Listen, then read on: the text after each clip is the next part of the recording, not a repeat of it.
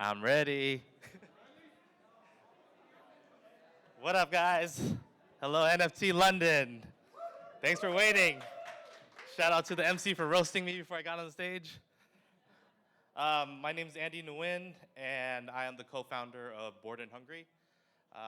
Today, I'm going to talk to you guys about how our Bored Ape is helping McCain Foods advance regenerative culture. Before I go more into that, I'll give you guys a little bit about my personal background.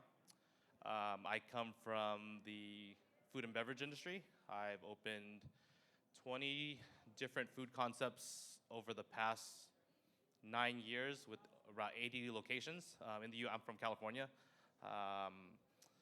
And me and my friends have helped reshape the food culture back home in the States. We've done ice cream concepts. We've done a lot of different IP concepts. We've worked with Hello Kitty, Rick and Morty, and collaborated with food brands. And that's kind of how we got into this NFT world. About exactly a year ago, this NFT thing everyone was talking about it. And for me, it was just in one ear and out the other. I was like, hey, yeah, whatever. You need to hop in, Andy. I'm like, okay, cool. I'll think about it. And it came at a time when I was trying to elevate food and be innovative. And I was thinking of ways of like, how can I do better concepts I need a bigger budget to build out these better concepts. And I couldn't figure out how. I started learning about how tech guys were raising money to do this. But I didn't really want to get into tech because that wasn't my thing. Raising money wasn't my thing. And we had my partner Philip here and my partner Kevin. Kevin's the guy right next to me in the picture. Kevin said, I think you can do what you want to do with NFTs. I'm like, what are you talking about? So we went down this rabbit hole of learning about NFTs, learning about, it was more about branding, community, marketing, all the things that I already enjoyed. And in that moment, I started reaching out to my friends who were already buying a bunch of different NFTs. And one friend in particular, his name was Fran. Fran was buying Bored Apes really early. He was buying CryptoPunks. He was flipping. He was making a ton of money. And I was like, what else are you working on? He started showing me a pair of sneakers with his Bored Ape on it. And I was like, hey, how'd you get that? How'd you get a Bored Ape collab? He's like, I didn't. Once you buy a Bored Ape, you have the IP rights, and you can put it on whatever you want and sell it. You don't have to pay them any royalty. And when he told me that, the light bulb came on. I was like, I know exactly what to do. Like, I got it. So I went back to Philip and Kevin, and I was like, hey, I got this stupid idea. We're going to go buy a Bored Ape. And that was around January of this year. And at that time, I think the floor price was $130,000. And I've never bought an NFT, so how many people in here bought an NFT, that actually purchased an NFT? It's different when you're buying an NFT that's $200, $300. It's easy, you can kind of figure that out. But as Bored Ape being the first one we're gonna buy, I didn't know this process. So I was like, hey, well, here's 100-something grand. I gotta go to the bank, and you gotta wire money. I gotta wire my money to Coinbase. And when I wired the money, I went home. I was like, hey, I hope it actually went there because I don't see anything in the account. So I'm freaking. My heart is panicking. I'm freaking out.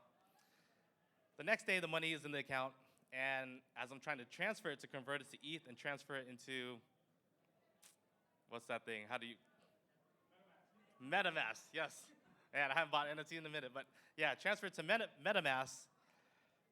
There's a clearance point. The clearance point takes a week, and in this week, the price just keeps rising and rising. And by the time it clears, I was like, hey, I don't have enough money now, and now I got to put in more money. So this process of it was like 130,000 becomes. We end up buying this thing in March, on exactly March 1st, and I end up spending $267,000, right? And I got so addicted into this game. Besides 267, I ended up buying more. I bought 4 more mutants, and I think total we ended about $500,000 spent on these NFTs. Thank God I have a good cushion of cash that I've worked in my history. So yeah, $500,000, and in this moment we got one of our mutants stolen, and I got $70,000 gone, and I learned a lot about security. I learned a lot about how much my stomach can handle and anxiety and all these things in the same time period. But then we finally got it. We got everything done, and we opened this store called Bored and Hungry in Long Beach, California, the first NFT-themed restaurant. And this was supposed to be a project that was only supposed to be open for 90 days. And the press got so crazy that we got so many inquiries around the world that we just extended it. Now it's a permanent location in Long Beach.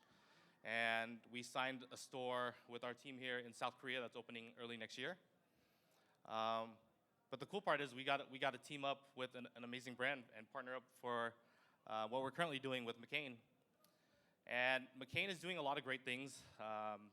They are creating the farm of the future, and they're doing that through regenerative agriculture.